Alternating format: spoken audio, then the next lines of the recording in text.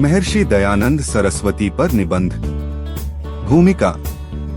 संसार के प्रत्येक कोने में महान आत्माओं का आविर्भाव हुआ करता है। समाज सुधारकों के आविर्भाव का कारण किसी विशिष्ट जाति की तत्कालीन परिस्थितियां ही हुआ करती हैं। कलिकाल की ऐसी ही तिमिराच्छन्न परिस्थितियों के मध्य महान एवं तेजस्वी पुरुष तथा इस युग के महान सुधारक स्वामी दयानंद सरस्वती का आविर्भाव हुआ। महर्षि दयानंद सरस्वती आधुनिक भारत के ऋषि थे। इन्होंने देश का कल्याण करने में महत्वपूर्ण भूमिका निभाई। जन्म तथा अध्ययन। महर्षि दयानंद जी का जन्म 1824 में गुजरात काठियावाड़ के मोरबी जिला के टंकारा नामक गांव में हुआ था। इनका बचपन का नाम मूलशंकर था। इनके पिता शिव जी के सच्चे उपासक थे।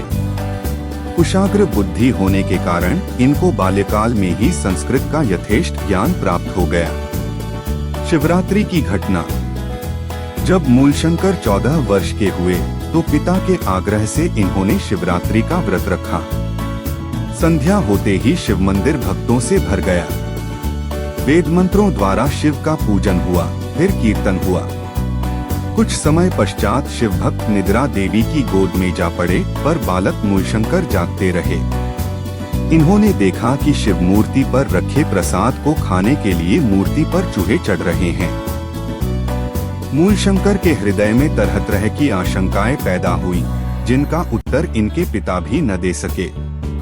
इस घटना से इनकी विचारधारा बदल गई और ये सच्चे शिव की खोज के लिए आतुर हो उठे। विरक्ति और गृह त्याग।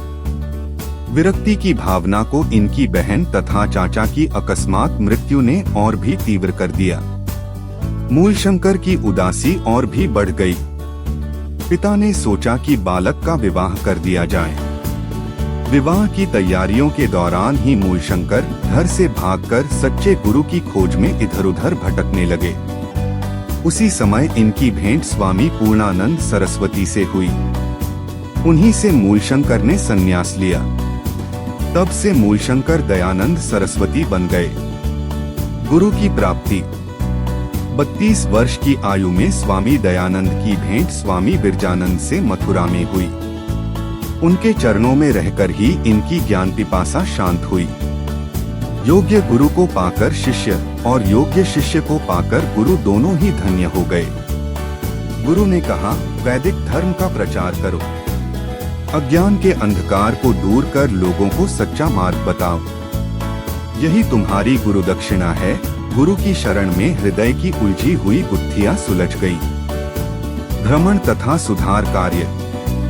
गुरु का आशीर्वाद प्राप्त कर ये धर्म प्रचार हेतु निकल पड़े। सर्वप्रथम इन्होंने हरिद्वार में कुंभ के मेले में पाखंड खंडिनी पताका गाड़ दी और यात्रियों को सच्चा रास्ता दिखाया। अनेक पंडितों से शास्त्रार्थ किया और अनेक को अपना अनुयायी बनाया। धर्म और समाज में जो रूढ़ियां और अंधविश्वास थे, उन्हें तोड़कर समाज को सच्चा मार्ग दिखाया। 1873 में स्वामी जी जोधपुर के राजा यशवंत सिंह के निमंत्रण पर वहां पहुंचे।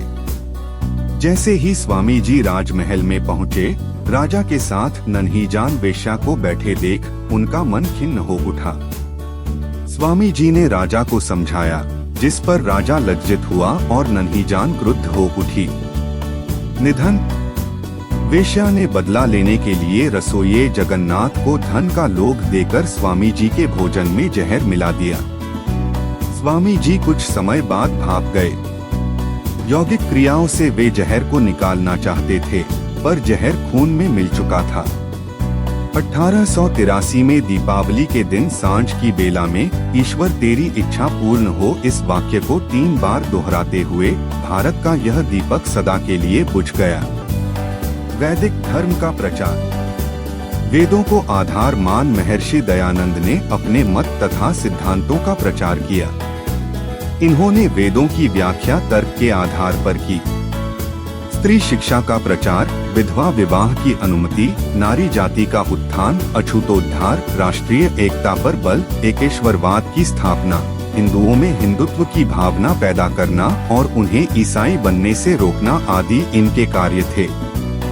दे गए उपहार वतन वालों को महर्षि देशभक्ति, मातृभाषा, अछूतोद्धार भी इसी रहबर के नक्शे कदम पर चलने लगे।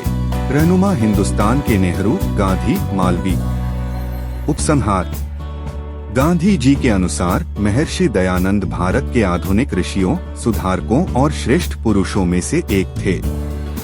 लाला लाजपत राय संसार में अपना एकमात्र गुरु स्वामी जी को मानते थे।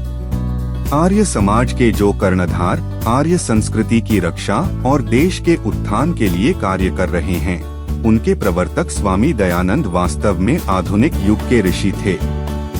इनके द्वारा जो सामाजिक क्रांति हुई, उसके लिए ये युगों युगों तक स्मरण किए जाएंगे। Like, comment and subscribe.